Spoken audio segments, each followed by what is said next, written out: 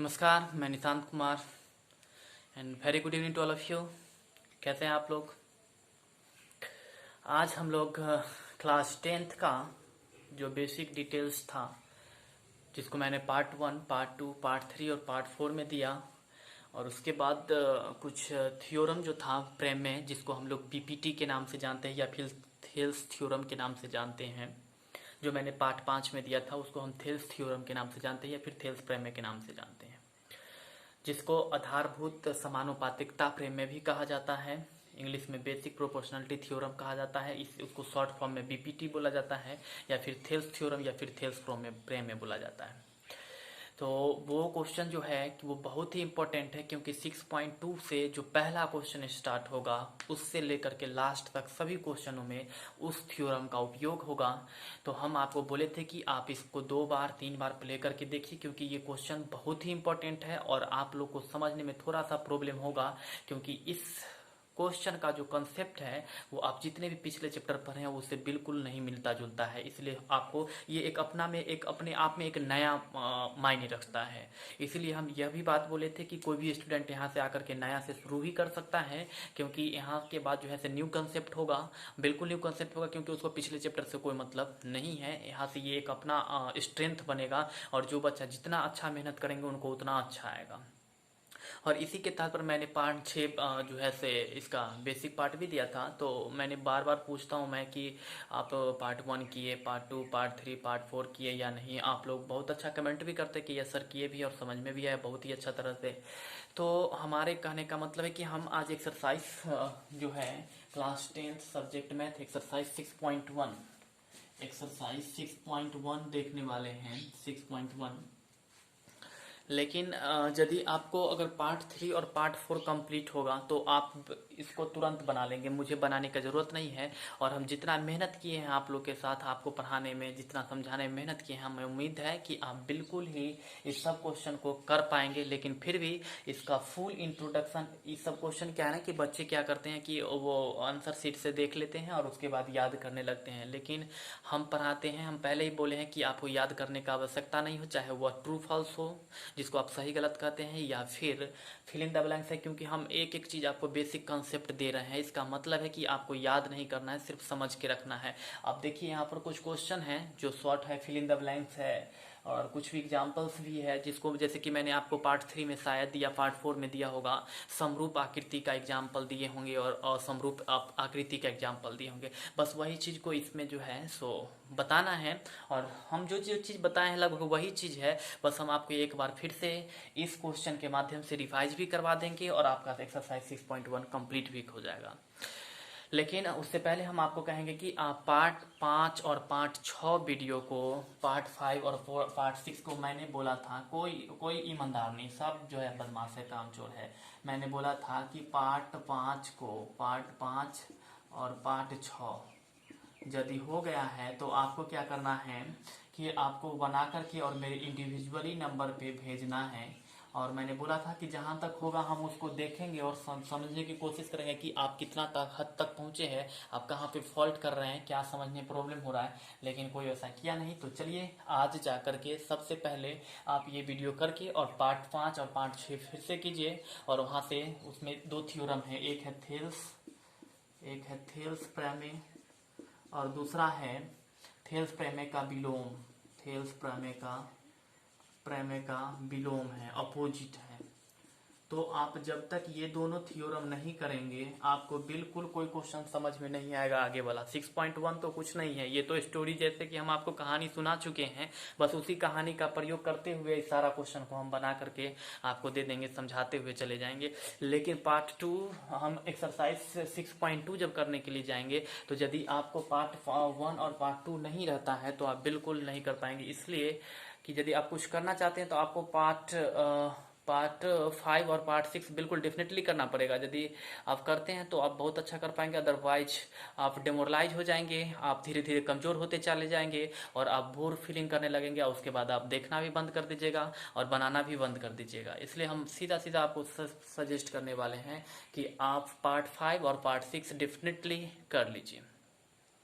उससे पहले कि हम क्वेश्चन एक्सरसाइज स्टार्ट करें तो हम तो पहले आपसे पूछ लिए पार्ट 5 और पार्ट 6।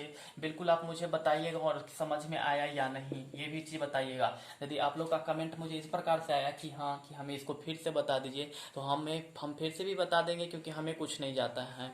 बस मेरा काम है कि बच्चे सिर्फ समझ जाएं, बस इसके लिए अगर मुझे दोबारा बनाना होगा तो मुझे कोई परेशानी नहीं, मैं बना के फिर से डाल दूंगा, लेकिन समझ में आ जाना चाहिए।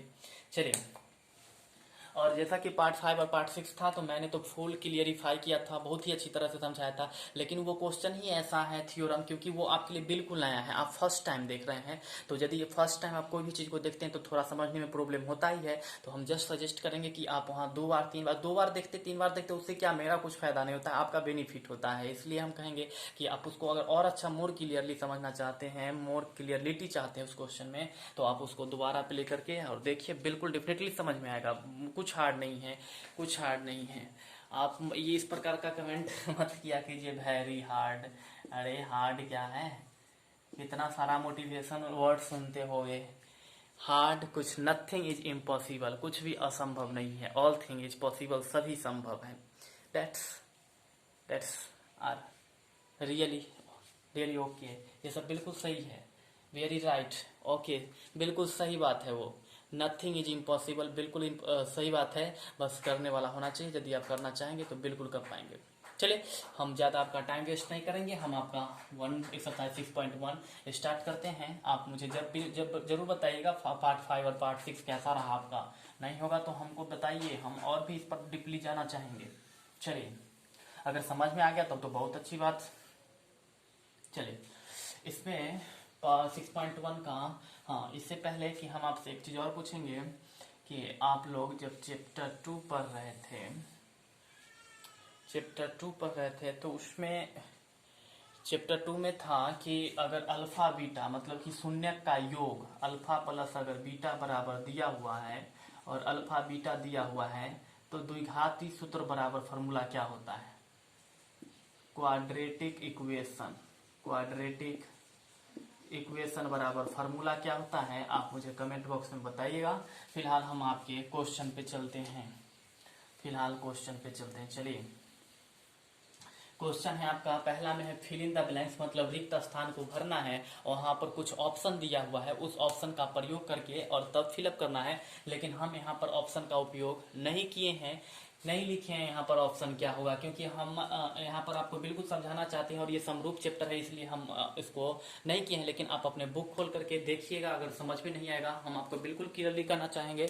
और एक बात और कि हो सकता है कि छोटा छोटा लिखने की वजह से आपको समझ में नहीं आ रहा होगा, तो आप एक काम कीजिएगा, ऐसे कर लीजिएगा कि बुक खोल के एक बार देख लीजिएगा।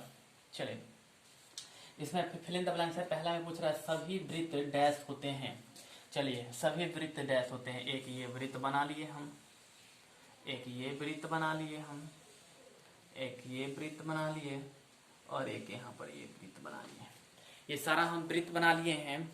अब इसमें हम बता दे तो मान लेते हैं कि अगर इसका हम इसका त्रिज्या अगर 4 सेंटीमीटर है और इसका भी क्या है 3 सेंटीमीटर और इसका त्रिज्या 2 सेंटीमीटर और इसका त्रिज्या 1 सेंटीमीटर।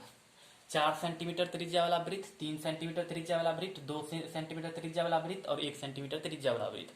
और मैंने बताया था कि सभी वृत्त जो होता है समरूप होता है। क्यों समरूप होता है? क्योंकि उसका आकार जो होता है समान होता है। सब जो है गोलाकार है, सब फिगर गोल है और समरूप होने के लिए आकार समान होना चाहिए। अमाप से मतलब नहीं है अभी फिलहाल, अमाप मतलब साइज से मतलब नहीं है।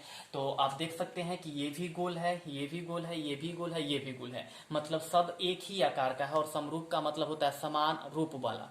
तो यहाँ से आप देख सकते हैं ये भी राउंड है, बिल्कुल ये भी राउंड है और ये भी राउंड है और ये भी राउंड है। इस प्रकार का आप देखेंगे तो इसका जैसा आकृति है वैसा आकृति इसका भी है, वैसा ही आकृति इसका भी है, वैसा ही आकृति इसका भी है। भले ही इसका आकार चेंज होते, शेप, ये क्या कहते हैं, साइज, अमाप चेंज होते जाता है। पहले वाला बड़ा था, फिर छोटा था, फिर छोटा और फिर छोटा। और मैंने बताया कि बड़ा छोटा से मतलब नहीं है, सिर्फ और सिर्फ आकार जो है सेम होना चाहिए, इस तो वो समरूप होता है। इसका मतलब कि सभी वृत्त डैश होते हैं। तो आप इसका आंसर क्या लिखेंगे कि सभी वृत्त समरूप होते हैं, समरूप। समरूप होते हैं, बिल्कुल समरूप होते हैं। आपको ये चीज समझ में आया या नहीं, आप मुझे कमेंट बॉक्स में बताइएगा ये चीज आपको समझ, क्योंकि हम इस प्रकार का बहुत सारा चीज समझा चुके हैं आपको पिछले वीडियो में, तो डेफिनेटली ये चीज समझ में आना चाहिए। और आप मुझे कमेंट बॉक्स के जरिए बिल्कुल बताइएगा कि समझ में आया या नहीं। हम दूसरे क्वेश्चन पे चल रहे हैं अभी फिलहाल। दूसरे क्वेश्चन पे, समान आकार होना चाहिए समरूप होने के लिए, और वृत्त, सीधा से एक लाइन में याद रखेंगे कि सभी वृत्त हमेशा समरूप ही होता है, सिमिलर होता है। All circles always can be a similar, always be a similar. जितना भी सर्किल होता है, वृत्त होता है, वो हमेशा और हमेशा समरूप होता है। चलिए नेक्स्ट देखते हैं, सभी वर्ग डैश होते हैं। दूसरा नंबर में है सभी वर्ग डैश होते हैं। चलिए देखिए, सभी वर्ग, मान लेते एक ये वर्ग बना लिए, एक ये वर्ग,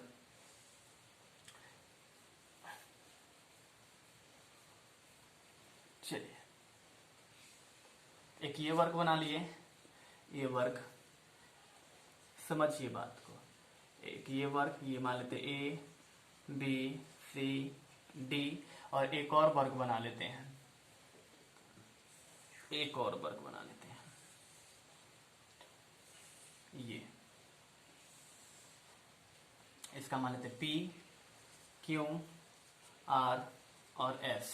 ये 90 डिग्री, ये भी 90 डिग्री, और ये भी 90 डिग्री, और ये भी 90 डिग्री।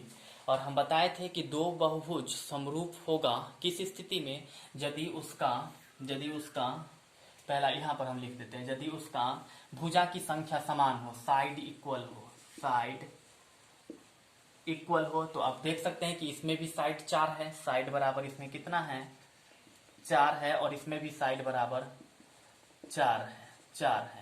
उसके बाद दूसरा हम बताए थे कि दो बहुभुज मतलब कि दो पॉलीगॉन जो है समरूप हो सकता है। पहला नंबर साइड बराबर हो, तो इसमें भी साइड 4 है, 1 2 3 4, और इसमें भी 1 2 3 4। उसके बाद हम बताए थे एंगल्स इक्वल हो, एंगल मतलब कोण समान हो, संगत कोण समान हो, एंगल इक्वल होना चाहिए, कोरस्पॉन्डिंग एंगल इक्वल होना चाहिए, संगत कोण बराबर होना चाहिए। तो ये 90 डिग्री और ये भी 90 डिग्री, ये 90 डिग्री, ये भी 90 डिग्री, मतलब इसका भी चारों कोण 90 डिग्री है और इसका भी चारों कोण 90 डिग्री, तो ये भी बराबर हो चुका है। और हम मान लेते हैं कि ये अगर 4 सेंटीमीटर है, ये भी 4 सेंटीमीटर, ये भी 4 सेंटीमीटर, और ये भी 4 सेंटीमीटर, इसको हम मान लेते हैं 8 सेंटीमीटर, ये भी 8 सेंटीमीटर, और ये भी 8 सेंटीमीटर। तो जब आप इसके भुजा का अनुपात निकालेंगे तो ये 4/8, तो 4/8 कर लीजिएगा, तो कट करके 1/2 आ जाएगा। फिर ये 4 और ये 8, तो 4/8 कीजिएगा तो फिर कट के 1/2 ही होगा, और फिर से 4/8, तो फिर से कट करके 1/2 ही होगा, और फिर 4 और 8, ये 4 और ये 8 कट करके फिर 1/2 ही होगा। तो हर एक स्थिति में देख रहे हैं कि 1/2 आ रहा है, मतलब कि इसका भुजा का जो अनुपात है समानुपाती आ रहा है, संगत भुजा इसका समानुपाती है। इसका मतलब कि ये दोनों समरूप हो सकता है, यानी कि सभी वृत्त हमेशा समरूप होते हैं और सभी वर्ग भी अपने आप में हमेशा समरूप होते हैं। तो आप सभी वर्ग डैश होते हैं में क्या लिखेंगे, समरूप होते हैं, समरूप होते हैं। ये सब चीज हम आपको पहले बता चुके थे, यदि आप पार्ट 4 और 3 और 4 किए होंगे तो आपको पता होगा कि ये कैसे होता है। और अभी भी हम बहुत क्लियरली समझाए हैं, क्योंकि जो चीज हम अगर पहले बता चुके हैं, अगर ये वो चीज आप देख चुके होंगे तो ये आपको तुरंत समझ में आ गया होगा। और मुझे आप बताइएगा कि आपको 2 नंबर समझ में आया या नहीं, क्योंकि आप पहले कर चुके हैं और यहाँ पर हम फिर से एक बार का रिवाइज करवा रहे हैं। मतलब दो बहुभुज तभी समरूप हो सकता है जब उसमें भुजा की संख्या समान हो पर संगत कोण बराबर हो, मतलब corresponding angles are equal, and the last one is corresponding sides are proportional, मतलब संगत भुजा समानुपाती होना चाहिए, और वह हर स्थिति इसमें मिल रहा है। इसका मतलब सभी वर्ग हमेशा क्या हो सकता है, समरूप होते हैं। चलिए ये आपका 1 और 2 नंबर कंप्लीट हो गया। हम तीसरा नंबर पे चलते हैं। तीसरा नंबर पे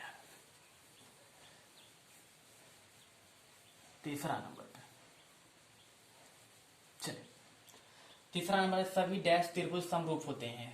वैसे कौन से त्रिभुज है जो हमेशा समरूप होते हैं। अब देख लो कि अगर हम एक ये त्रिभुज बना ले, ये अगर मान लेते हैं कि ये अगर 50 डिग्री है और ये भी 50 डिग्री, और ये माना लेते हैं जो 70 डिग्री, और एक और दूसरा बना लेते हैं, हम कर लेते हैं एक दूसरा त्रिभुज, ये भी हम 50 कर देते हैं यहाँ पर, नहीं यहाँ पर एक हम 50 कर देते हैं ये भी, और ये भी हम 50 कर देते हैं। तो ये हो जाएगा तुम्हारा कितना, तो मान लेते हैं कितना, 50 50 100, तो ये 80, तो ये भी हो जाएगा 80। ये ए बी सी, ये पी क्यू आर। तो इसमें इसका कोण तो समान है, लेकिन अगर ये 5 है तो ये भी 5 होगा, और अगर ये 3 है तो यहाँ पर हम मान लेते हैं इसको 6, ऐसा कुछ इसको 4 मान लेते हैं, इसको 2 मान लेते हैं, इसका 2 मान लेते हैं। तो आप क्या करेंगे कि ये एक सम क्या निकल चुका है, इस त्रिभुज का 2 भुजा बराबर है और इस त्रिभुज का भी 2 भुजा बराबर है। और ऐसा जब स्थिति आता है तो वह द्विसमबाहु त्रिभुज होता है, जिसको हम समद्विबाही त्रिभुज भी कहते हैं। तो ये 2 त्रिभुज है, तो आप क्या करेंगे कि इसका कोण तो संगत कोण तो बराबर है, ये 50 ये भी 50, ये 50 ये भी 50, और ये 80 ये भी 80। लेकिन यदि आप यहाँ पर मेनली देखने के लिए जाएंगे तो इसका भुजा का अनुपात जो होगा वह संगत नहीं होगा, संगत भुजा का अनुपात जो होगा वो समान नहीं होगा। और जब ये समान नहीं होगा तो ये क्या हो सकता है, समरूप नहीं हो सकता है। यानी कि हमारा कहने का थीम था कि देख लो, इक्विलेटरल ट्रायंगल बना लेते हैं। एक इक्विलेटरल ट्रायंगल क्या होता है, याद है तो मुझे कमेंट बॉक्स में बताइए। वीडियो को पॉज कीजिए रोक करके, और उसके बाद इक्विलेटरल ट्रायंगल है क्या होता है, what do you mean by the equilateral triangle, first you have to define it and send me on the comment box. So here it is a equilateral triangle A B C, equilateral triangle जिसको हम लोग समबाहु त्रिभुज के नाम से जानते हैं। तो आप इसके बारे में मुझे कमेंट बॉक्स में बताइए कि आप इसका क्या बात जानते हैं। चलिए एक हम दूसरा बना कर लेते हैं, इक्विलेटरल ट्रायंगल बना लेते हैं, एक दूसरा बना लेते हैं। चलो ये ABC, इसको मान लेते हैं पी क्यू आर।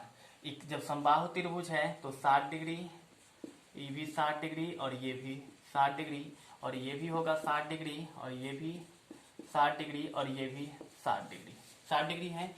तो आपको यहाँ पर बताना है कि ये सभी डैश त्रिभुज, मतलब सभी कौन सा त्रिभुज समरूप होते हैं। तो आप अगर ये जानते होंगे समबाहु त्रिभुज, तो समबाहु त्रिभुज का कोण हमेशा 60 डिग्री ही होता है। तो दो अगर समबाहु त्रिभुज बनाइएगा तो दोनों का संगत कोण हमेशा बराबर होगा। ये 60 डिग्री तो ये भी 60 डिग्री, ये 60 तो ये भी 60, ये 60 तो ये भी 60 होगा। तो संगत कोण तो बराबर ही हो गया। अब मान लीजिए कि अगर ये 3 सेंटीमीटर है तो ये भी 3 सेंटीमीटर ही होगा, ये भी 3 सेंटीमीटर ही होगा, 3 सेंटीमीटर ही होगा। और इसको यदि मान लेते हैं तो ये अगर 6 सेंटीमीटर है तो ये भी 6 सेंटीमीटर, और ये भी 6 सेंटीमीटर। तो इसका संगत कोण बराबर हो ही चुका है। और जब इसका आप संगत इसका भुजा का अनुपात निकालिएगा तो मान लीजिए कि ए बी बटा में पी क्यू कीजिएगा तो 3 बटा में 6 कट करके 1/2 आ जाएगा। फिर ये 3 बटा में 6, तो 3 बटा में 6 कीजिएगा तो फिर कट के 1/2 आ जाएगा। और फिर ये 3 बटा में ये 6, तो फिर 3 बटा में 6 कीजिएगा तो कट करके 1/2 ही आएगा। तो हर एक स्थिति में इसका संगत भुजा का अनुपात जो है वह बराबर ही आ रहा है, और इसका संगत कोण भी बराबर है। इसका मतलब कि समबाहु त्रिभुज ही हमेशा समरूप हो सकते हैं। समद्विबाहु या विसमबाहु त्रिभुज कभी भी समरूप नहीं हो सकते हैं। याद रखिएगा आप लोग, हम आपको प्रूफ करके यहाँ भी दिए हैं और पिछले वीडियो में भी दिए थे कि सिर्फ समबाहु त्रिभुज ही समरूप हो सकते हैं, समद्विबाहु या फिर विसमबाहु त्रिभुज समरूप नहीं हो सकते हैं। तो आप यहाँ पर लिखेंगे सभी डैश त्रिभुज समरूप होते हैं, तो यहाँ पर लिख देंगे समबाहु त्रिभुज, सभी समबाहु त्रिभुज समरूप होते हैं। और इस प्रकार से आपका क्वेश्चन नंबर 3 कंप्लीट हो चुका है। हम लोग अब 4 की तरफ चलेंगे, तो देख लीजिए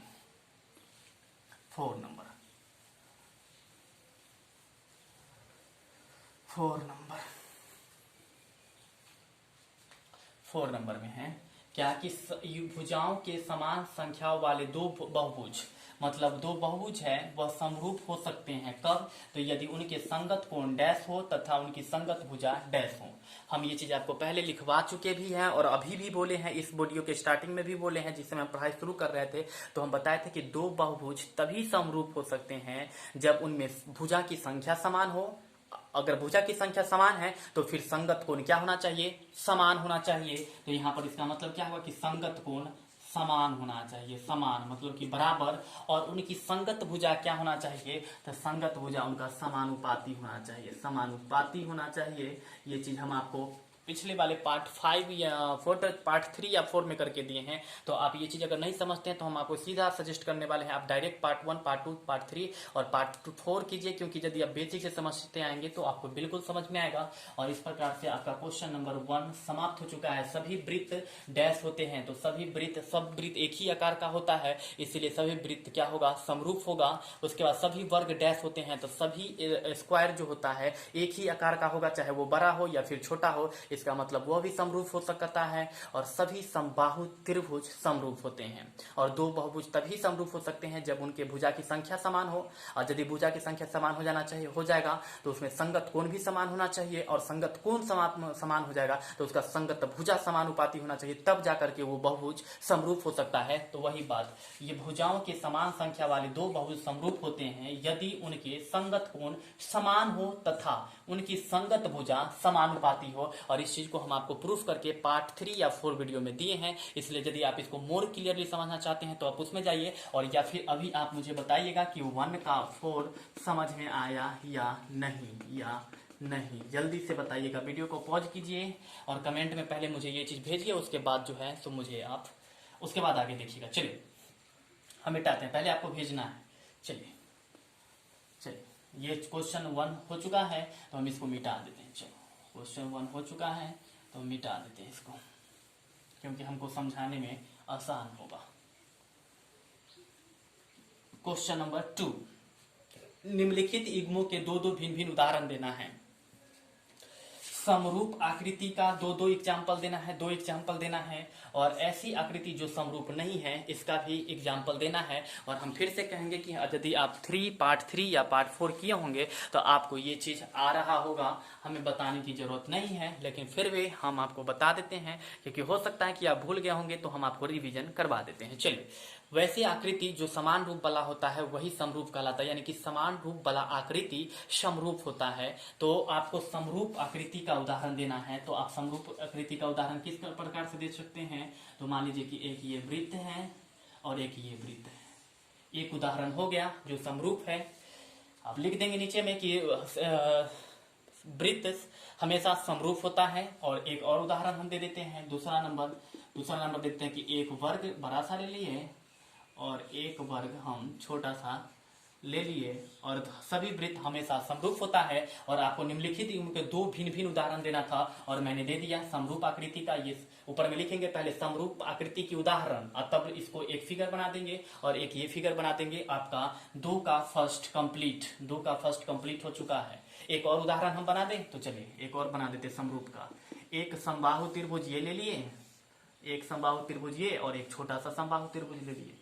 और समबाहु त्रिभुज भी हमेशा समरूप ही होता है। तो इस प्रकार से ये हम क्वेश्चन नंबर 2 का 1 का 2 ही एग्जाम्पल बताना था और हम 3 बता दिए हैं। और यदि आप आगे और करना चाहेंगे तो कर सकते हैं, बिल्कुल कर सकते हैं। आप 2 आयत को भी कर सकते हैं, 2 आयत भी हो सकता है। तो आप आगे और भी एग्जाम्पल अपने मन से बना करके, और हम बोले थे कि आपको मुझे भेजना है इंडिविजुअली, नंबर पर आप सेंड कर सकते हैं मुझे। तो आप लोगों ने किया नहीं, तो यदि आप करते हैं तो मुझे भेजिएगा जरूर, क्योंकि हम देखना चाहेंगे उसको। चलिए, इस प्रकार से क्वेश्चन नंबर 2 का 1 खत्म हो चुका है। समरूप आकृति का उदाहरण 2 देना था, मैंने 3 दे दिया। और ये चीज हम आपको बताए भी हैं कि इसमें 4 भुजा है, इसमें भी 4 भुजा, इसका सारा कोण 90 डिग्री, इसका भी सारा कोण 90 डिग्री। और इसका भुजा का अनुपात अगर संगत हुआ तो ये सब क्या हो जाएगा, समरूप होगा, और ये भी समरूप होगा। तो इस प्रकार से आपका ये सब समरूप आकृति का उदाहरण था। अब हम ऐसे आकृति का उदाहरण देंगे जो समरूप नहीं होगा, तो हम इसको मिटाएंगे। लेकिन इससे पहले आप इसको नोट कर लीजिए या फिर इसका स्क्रीनशॉट ले लीजिए। हम आपको कुछ सेकंडों का समय दे रहे हैं, चलिए जल्दी नोट कर लीजिए। फिर हम असमरूप आकृति का उदाहरण देंगे। ये सब चीज हम सारा चीज आपको बता चुके हैं, बट समय यहाँ पर रिवाइज करवा रहे हैं, समझ लो। रिवाइज के साथ साथ एक्सरसाइज 6.1 समाप्त हो रहा है। 6.1 आपका एक एक्सरसाइज भी समाप्त हो रहा है और रिवीजन भी हो रहा है पिछले वाला। चलिए जल्दी से कर लीजिए।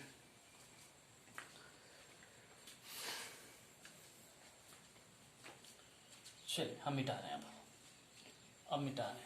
असमरूप का अब दे देते हैं, 2 का 2 में है, 2 का 2 में है ऐसी आकृति जो समरूप नहीं हो, ऐसी आकृति जो समरूप नहीं हो। चलिए बहुत आसान है, सब सारा चीज हम बता चुके हैं आप लोग को, सारा चीज बता चुके हैं।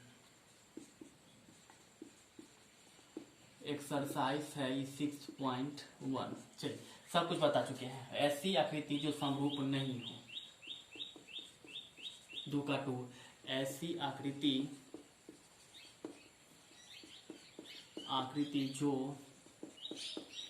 समरूप नहीं हो, समरूप नहीं हो। तो चलिए हम बता चुके हैं, लेकिन फिर से हम एक बार रिवाइज करवा देते हैं। ये लो, ये एक हम ले लिए वर्ग और एक ले लिए हम वृत्त। अब आप बताओ क्या ये समरूप है? आप मुझे कमेंट बॉक्स में बताइएगा। यदि आप पार्ट 1, 2, 3, 4 कर चुके होंगे तो आपको बिल्कुल पता होगा कि ये समरूप है या नहीं। पहले आप मुझे बताइए, फिर हम आपको क्लियर कर देते हैं। पहले आप मुझे कमेंट करके बताइए कि क्या ये समरूप है। आपको 2 उदाहरण देना है, एक उदाहरण हम दे दिए हैं और ये समरूप नहीं है। क्यों नहीं है? क्योंकि एक जो है से वर्ग का आकार का है और एक वो वृत्त का आकार है। इसका सारा कोण 90 डिग्री और इसमें भुजा भी है और इसमें देख सकते हैं ये त्रिज्या, मतलब सीधा से समझिए कि ये एक गोलाकार है और ये वृत्ताकार है, दोनों का आकार अलग अलग है। और हम बताए भी थे कि एक मार्कर और एक गिलास कभी भी समरूप नहीं हो सकता है। उसी प्रकार से क्योंकि दोनों का आकार अलग अलग है, सेम उसी प्रकार से एक वृत्त और एक वर्ग कभी भी समरूप नहीं हो सकता है, क्योंकि दोनों का आकार अलग अलग है। समझ पा रहे हैं आप? और उससे पहले तो आपको बिल्कुल बताना है कि आप इस चीज को जानते थे या नहीं कि ये समरूप होगा या नहीं। समरूप को आप इंग्लिश में सिमिलर लिख करके भेज सकते हैं। चलिए अब उसके बाद एक और हम उदाहरण दे देते हैं। बी नंबर में एक हम आयत ले लेते हैं, और दूसरा एक हम त्रिभुज ले लेते हैं। आप बताइए क्या ये सिमिलर है, समरूप है? बिल्कुल आपको पता होना चाहिए और पता होगा भी। जितना हम आपके पीछे मेहनत किए, जितना हम आपको बताए हैं, इसका सीधा सीधा मतलब बनता है कि ये सब चीज तो आप बिल्कुल बता पाएंगे। ये सब तो एकदम कॉमन बात है। तो आप मुझे बताइए कि पहले आप बताइए कि ये समरूप है या नहीं, फिर हम आपको क्लियर करेंगे कि क्यों नहीं है और क्यों है। चलिए, अगर है तो क्यों है, अगर सिमिलर नहीं है तो क्यों नहीं है, वो हम आपको बताएंगे। लेकिन पहले आप वीडियो को पॉज करके कमेंट करके बताइए कि ये सिमिलर है या नहीं। जल्दी, हम देखना चाहते हैं कि आपको ये चीज समझ में आ रहा है या नहीं। चलिए हम बता देते हैं कि ये समरूप नहीं है, क्योंकि एक आयत का आकार का है और दूसरा जो है वह त्रिभुज है, त्रिभुजाकार है। मतलब ये 3 भुजा से बना है। पहला नंबर तो ये 3 भुजा से बना है, ये 4 भुजा से बना है। सीधा से ये समरूप नहीं होगा। या आप देख करके भी बोल सकते हैं कि ये दोनों एक आकार का नहीं है, इसका मतलब ये समरूप नहीं है। और इस प्रकार से आपका क्वेश्चन नंबर 2 समाप्त हो गया। क्वेश्चन नंबर 1 और क्वेश्चन नंबर 2 समाप्त हो चुका है। तो हम इसको इरेज करेंगे, तो आप जल्दी से इसको नोट कर लीजिए। चलिए नोट कर लीजिए।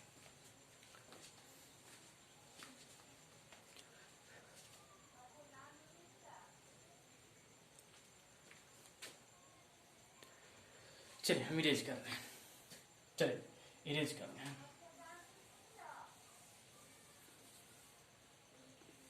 चलिए क्वेश्चन नंबर 2 इरेज कर देते हैं, क्योंकि हो चुका है, स्पेस मिल रहा है मेरे पास।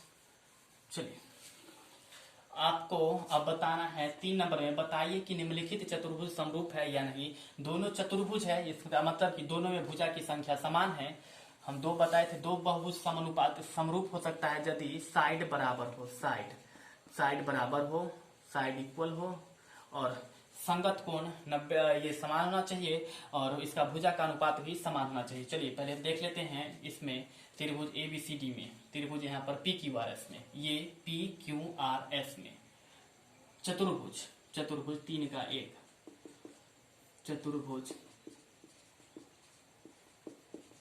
PQRS में साइड बराबर हो गया 4, साइड बराबर 4 और इसका प्रत्येक कोण कितना है 90 नहीं, कोण तो नहीं है।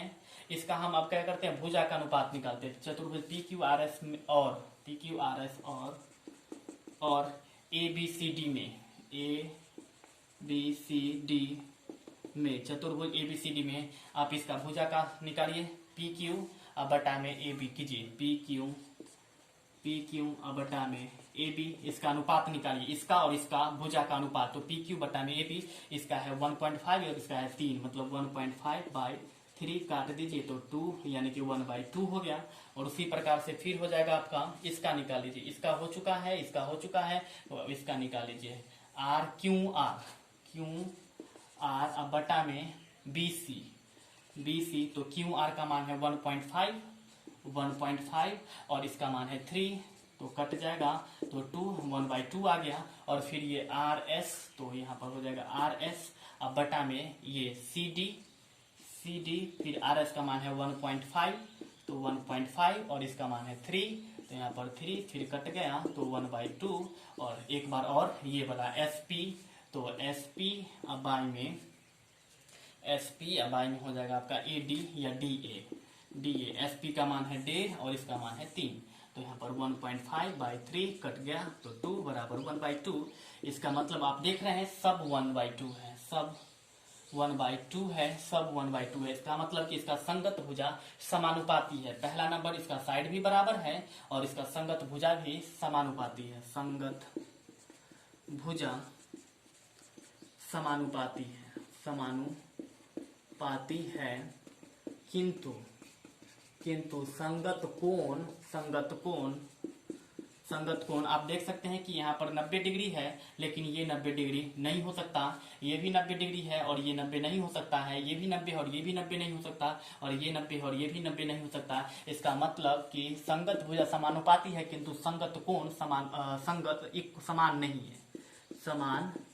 नहीं है, मतलब कि बराबर नहीं है। और आपका दो कंडीशन निकल रहा है कि इसमें भी 4 भुजा, इसमें भी 4 भुजा, इसका दोनों का संगत भुजा समानुपाती है, 1/2 1/2 1/2 और 1/2 है, लेकिन इसका संगत कोण समानुपाती संगत नहीं इक्वल नहीं है। तो क्या ये समरूप होगा? नहीं हो सका। क्यों नहीं होगा? क्योंकि इसका संगत कोण समान नहीं है, और समरूप होने के लिए संगत कोण तीनों का तीनों कंडीशन मिलना चाहिए। भुजा भी समानुपाती होना चाहिए, कोण भी समान होना चाहिए और भुजा की संख्या भी समान होना चाहिए। लेकिन यहाँ पर दो कंडीशन मिल रहा है, भुजा की संख्या समान है और इसका संगत भुजा समानुपाती है, सब में 1/2 आ रहा है, लेकिन इसका संगत कोण समान नहीं है और इसीलिए ये समरूप नहीं होगा। अतः ये समरूप नहीं है, सिमिलर नहीं है। ये रहा आपका क्वेश्चन नंबर 3 कंप्लीट हो गया। तो आपको बिल्कुल बताना है कि आपको 3 समझ में आया है, क्वेश्चन नंबर 3 समझ में आया या नहीं, आपको कमेंट बॉक्स के जरिए बताना है। और आपको कुछ पार्ट 4 और 5 और 6 के बारे में बताना है, और इसके बारे में जितना चीज पूछा गया है आप बिल्कुल बताएंगे। हम इस वीडियो में इतना ही रहने देते हैं, तब तक के लिए बहुत बहुत धन्यवाद। मिलते हैं फिर नेक्स्ट वीडियो में। चलिए नमस्कार, बहुत बहुत धन्यवाद।